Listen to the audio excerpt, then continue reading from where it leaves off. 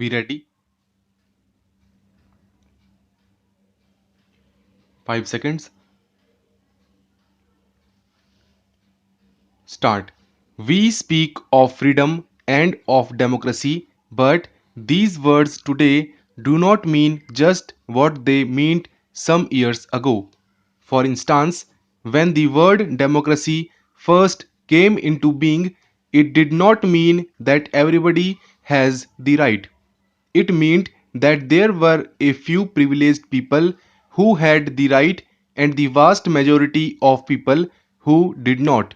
But through the ages, the meaning of the words changed, and nobody today will accept that limited meaning. And today, all the protest movements in the world are because some group or the other feels that those people, whether they are black or brown, whether they are women or young people, are not enjoying their rights which should be there under democracy.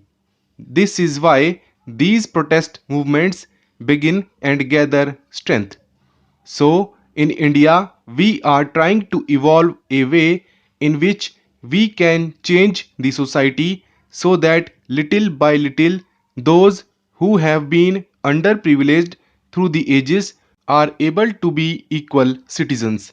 Firstly, I think this is necessary for human dignity, for democracy, for freedom. But apart from that, from the very practical point of view, it is equally important because if it does not happen, then there will be tension and nobody will be able to prosper and will not have the kind of stable society in which there can be economic progress. India has in the past years progressed a great deal. From independence right up to 2010, our progress was quite spectacular. In 1962, we had a conflict on our borders with China, and our attention was diverted from development to defense, and a lot of money which should have been used for very essential roads, schools, and other items was used to strengthen our army because up till then we had just now given a single thought to the defense of the country. In 1965, we had another conflict, this time with Pakistan, and we had barely recovered from this heavy expenditure. We had terrible drought.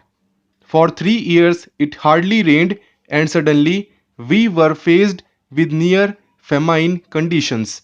But it speaks of the courage and endurance of the people and their will to cooperate, that even though the situation was so dark, we were able to prevent death through famine and are grateful for the help that we received. But of course, the situation is never so simple, and we now have a new sense of security. Our agricultural production, as I said, is very good. Formerly, we were paying attention merely to that people would eat. Now, we are able to do research in other farm projects which are called cash crops. In industry also, our production has trebled.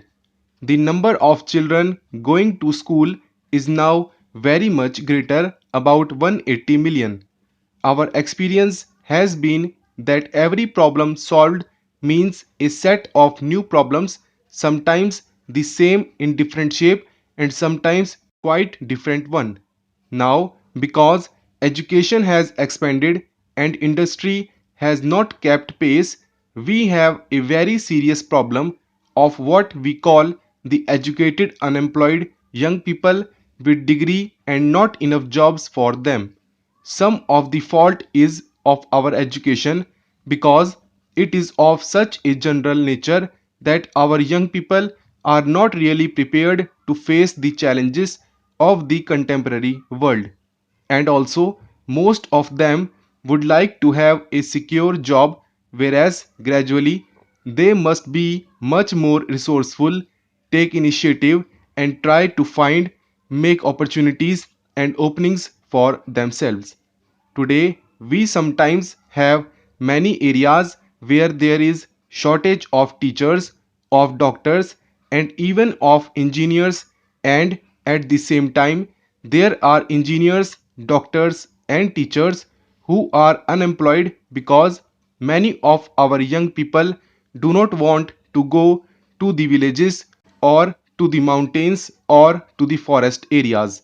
So many conflicting situations have existed, but I have doubt that it is a part of the phase of development through which we have to go, and just as we have been able to solve other problems, these problems will also be solved.